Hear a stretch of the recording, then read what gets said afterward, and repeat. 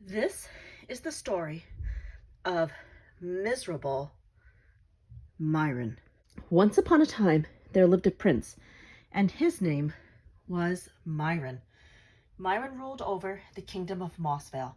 The land was beautiful and held great forests, big cities, and dark, quiet marshes. But not all was happy in the kingdom of Mossvale. The people were discontent with their ruler, and to them he was called Myron the Miserable. The people called him Myron the Miserable because he raised the taxes. He was mean to the hired servants. He canceled all the castle-held celebrations that included the common folk. But overall, he was a miserly, miserable ruler. And over time, things got worse and worse. One day, Myron was strolling out in the palace garden. Here and there, he broke off a flower that displeased him. One was too small. The next was the wrong shade of red, and the last one held bugs. These he discarded on the ground and walked over them. Myron sighed. Then he paused at a pretty red flower. Ah, perfection at last. He reached out to smell the flower. Then, in a scattering of sparkles, a fairy appeared. Myron, I charge thee, change thy ways, or your kingdom shall fall. Pray tell, what would a sprite know of the governance of kingdoms? Your people are sad, the taxes too high, and the land goes uncared for. Away, you troublesome sprite, and trouble me no more, Myron growled. One last chance, Prince Myron. Change for the good of your kingdom.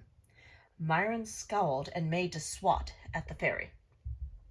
You have been warned, Myron. The people have called you Myron the Miserable, Miserable Myron. And Miserable Myron you shall be.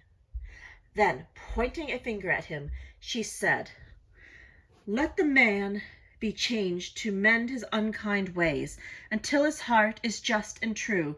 Change his form to green and new. And in a sparkling of fairy dust there was a pop, and Miserable Myron was turned into a frog. The world spun, and when Myron awoke, his head was throbbing, and he wobbled where he sat. Myron looked around and only saw green grass and water. Where am I, and what has become of me? He pondered out loud. Turning his neck, he saw tall green plants, and overhead a bright dragonfly. Then he looked down and saw his webbed feet. Oh, no, what has that nasty sprite done to me? He groaned. Then he looked into the water and saw his face. He, Prince Myron, had been turned into a frog. The only remaining sign of where he had come from was the small golden crown that rested on the top of his head. Ah, this is horrible, Myron declared. How can I rule my kingdom if I am only a frog? What is it the old stories say? Only witches or another fairy can break the spell. I can't sit here and do nothing. I must find someone to break the spell. And off he hopped in hopes of finding a witch or a good fairy to turn back into a prince. All day he hopped down the road until nightfall came and he reached the edge of the bricklebirch forest. He hopped down the road for maybe an hour or so when he met an old woman standing by the side of the road. Excuse me, madam, could you possibly help me? He said in his most genteelly refined voice. Eh? Who's talking? Grumbled the old witch. Down here, madam. You see, I'm Prince Myron of Mossvale, and I have been turned into a frog. Could you possibly turn me back into a prince? A prince, you say? You talking frogs are all the same. I see you've even made yourself a little crown. Cute, but you will find no help here, frog. But, madam, no, I must get going. I have two lovely children coming over for dinner, and I must finish the rice pudding, she said before turning down the road and walking down a long dirt path to a house made of gingerbread. Myron heaved a heavy sigh and hopped down the long, dark road. Myron hopped all alone in the dark until he came to an open meadow. On the far side of the meadow, he saw lights coming from a cozy house built into the hillside, and outside the house, staring up at the stars, stirring a giant black cauldron, was a witch. "Excuse me, madam, could you please help me?" Myron called out as he approached. "And who are you?" she demanded, looking down at him. "I am Myron of Mossville, and I've been turned into a frog. Could you please turn me back into a prince?"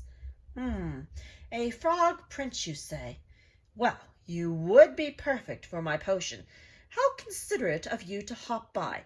Now, let's see.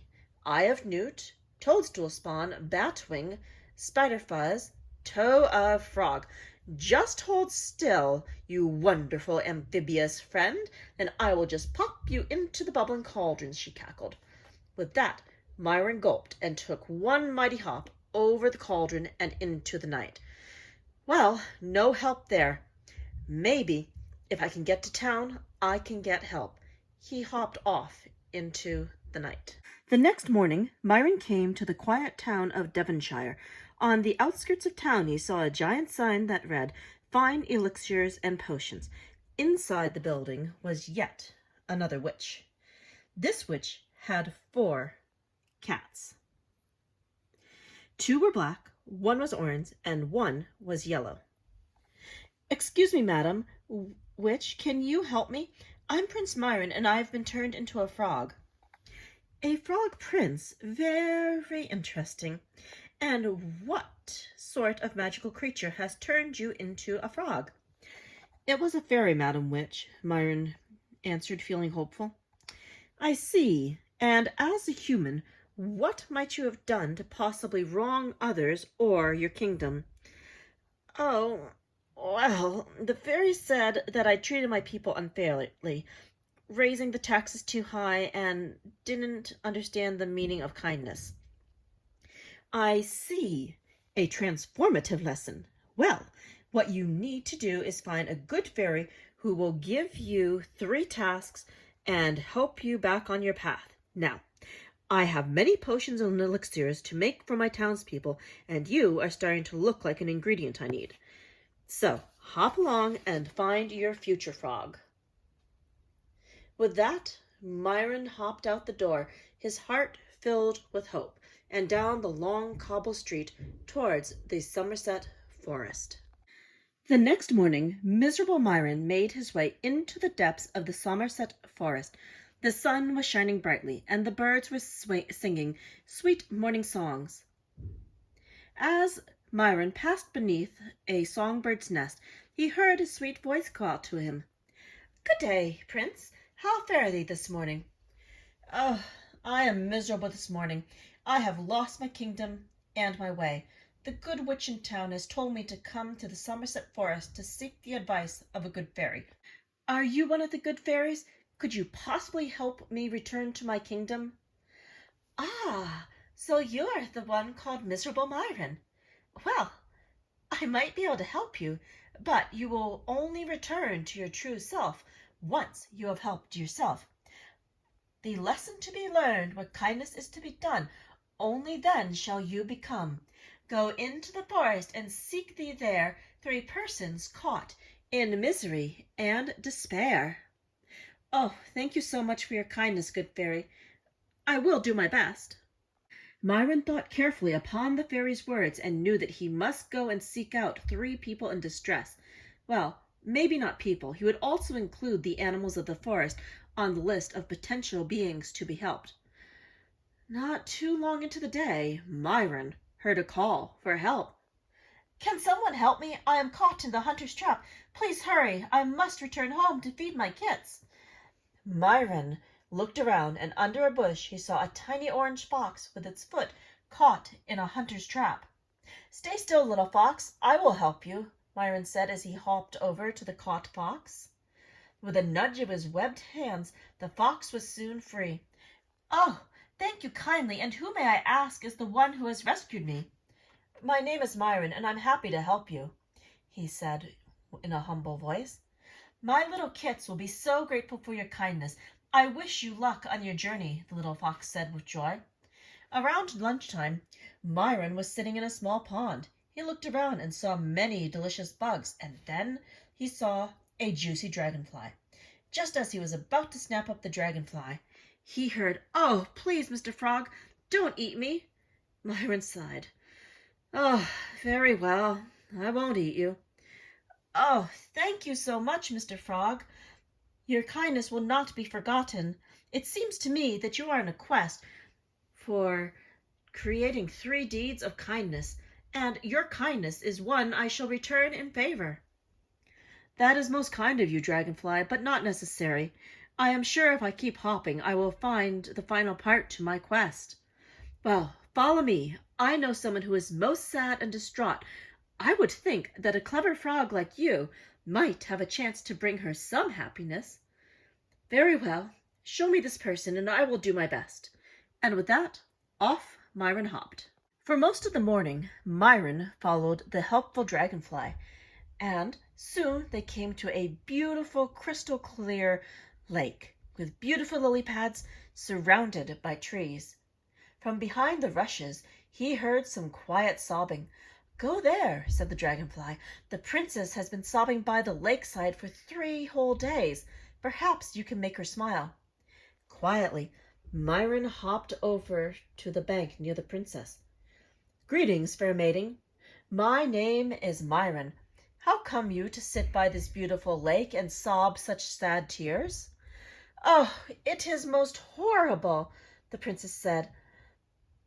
"My mother, the good queen, has died, and now my father intends to re-wed. My father intends to marry the dark-hearted Queen Caroline in the next day. What am I to do, Mr. Frog? For she will certainly cast me out of my home." "I am sorry for your trouble, fair maiden, but pray tell, what is your name?" "Oh, do forgive my manners.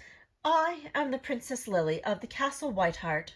How have you come here, Myron? Is this lake your home?"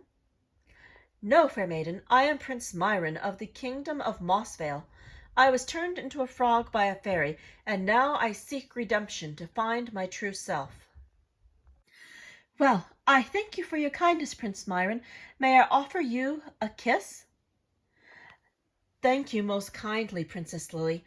I humbly accept your offer."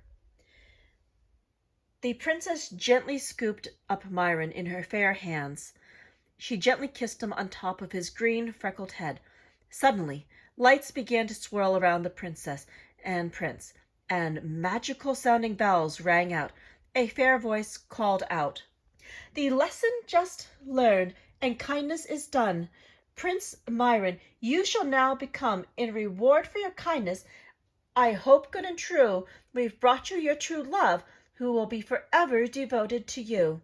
By the wind and the rushes and song in the trees, may your life together be long and free." When the swirling lights subsided, a beautiful purple frog sat next to Myron, wearing the most delicate of golden crowns. "Myron, you know what this means? I am free.